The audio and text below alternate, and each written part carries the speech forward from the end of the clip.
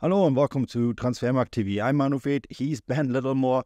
Ben, today's big topic is Arsenal and Saka. He has been in fantastic form this season once again.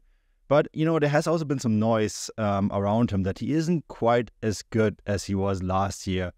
Break that down for us. Is that actually true? Well, when you look into the statistics, it's not really true at all. And I think what's happened is a lot of people are taken for granted how good Saka has been.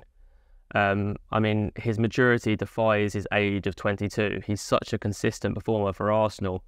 Last season, he was included in the Premier League team of the season. Arsenal obviously went very close to winning the Premier League title. And Saka was a massive part of that and got the plaudits he quite rightly deserved. However, this season, when Arsenal's title challenge did take a blow towards the end of 2023 with those defeats to Fulham and West Ham, as Saka is now sort of the star player of that team, he shouldered a lot of the blow for that and a lot of the criticism, and it wasn't necessarily aimed in the right place. Because Saka, this season, he's actually got the most goals and assists he's ever had in a season, so he's already eclipsed last year, and we're still in February. He's got 3 months to add to that. Arsenal could go late in the Champions League. He's got 12 more Premier League games, so the chances are he's going to absolutely smash the statistics from last season. When you compare him to other wingers in Europe's top 5 leagues this season, looking at statistics in all competitions, Saka is at the very top alongside Mohamed Salah, who has been the best player in that position for a number of years now, winning all sorts of trophies with Liverpool. He eclipses, Leroy Sané's had a much better season in the Bundesliga since Harry Kane's come along, but he's 7 ahead of Sané when it comes to goals and assists.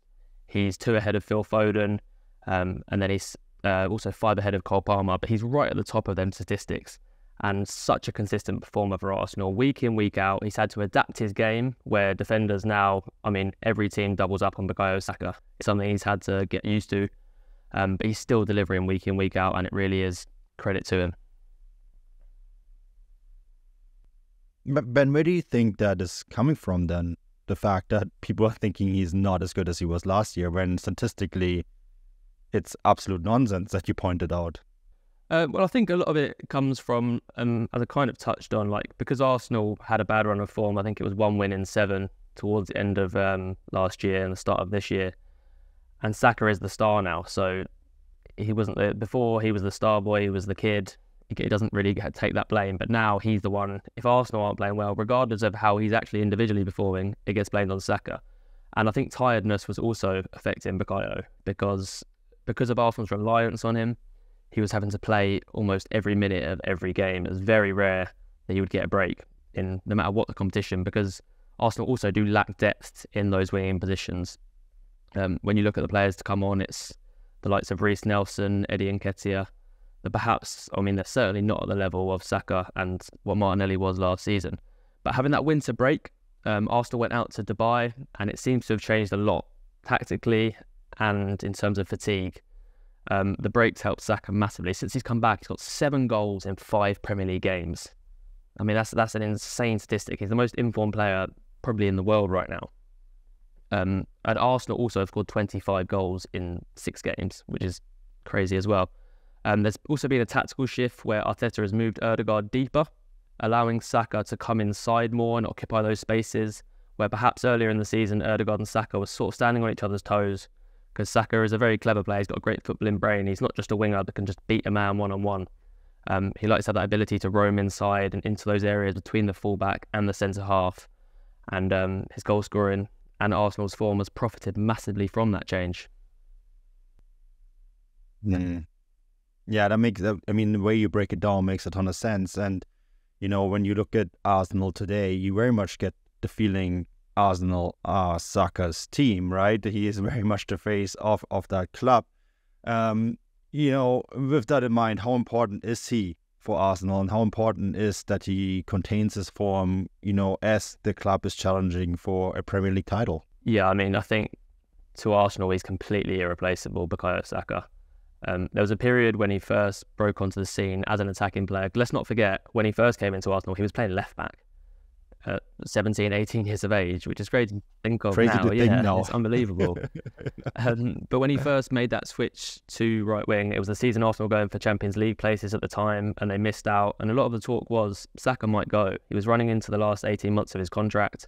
There was a lot of fear among Arsenal supporters that Saka's going to be the latest casualty to move on to bigger and better things than Arsenal, because they weren't challenging at that time. Obviously, that's changed since then. Saka signed a big contract.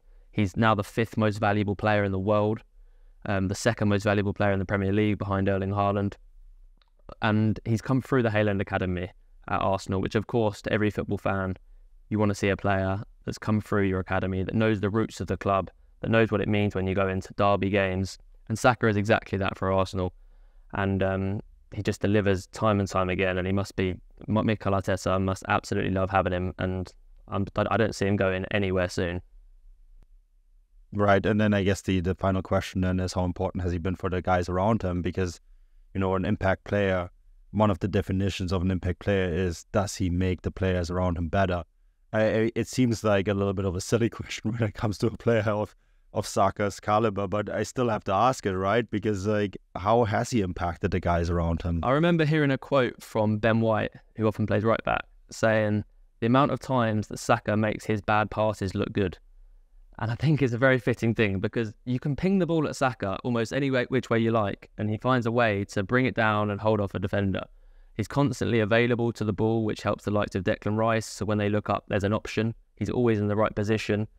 And playing striker with him, you know that he's going to beat his man and get deliveries in the box. He doesn't dawdle and go in and out, in and out. He makes his mind up. He goes round a player, and then he either shoots or crosses. So as a striker, Arsenal don't really have a traditional number 9.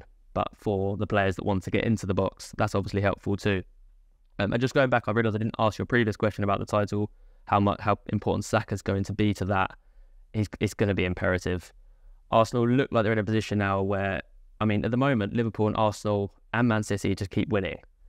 It looks like that there's a game Arsenal go to the Etihad on the 31st of March, and it looks like they will probably have to get at least a result to have a chance of winning the Premier League title. They may have to go and win there. Bukayo Saka is going to be imperative to that. Arsenal can't do it without him, and Arsenal won't be able to keep up their form without him. They have tough away games. They go to Old Trafford, away to Spurs, away to the Etihad, as mentioned, also away to Brighton and Wolves. So some really tough games. Bukayo Saka usually stands up in the tough games. We've seen him score against Liverpool, Tottenham, Man United this season. He stands up in the big games. He's going to be so important if Arsenal are to finally win that first Premier League title in 21 years. 21 years is a long time. Of course, you can check all those statistics and everything else on Bukayo Saka and Arsenal and the Premier League race on Transfermarkt, whether that's .com.co.uk or .us. We have you covered with all the latest Premier League news, Premier League stats, transfer values, and much more. Check that out on Transfermarkt now. Ben, thanks so much for joining me today, and we'll be back soon with more content. Until then, cheers and bye-bye. Cheers.